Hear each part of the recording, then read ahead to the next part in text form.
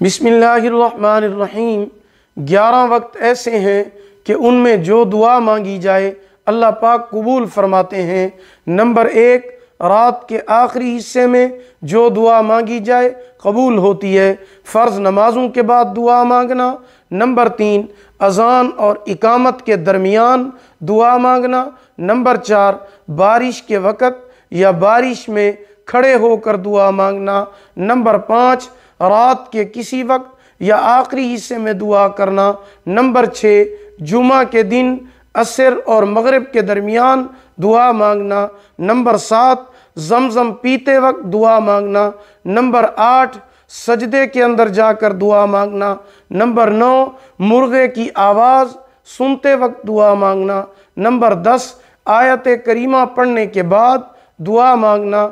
Number 11, मुसीबत के वक्त दुआ मांगना।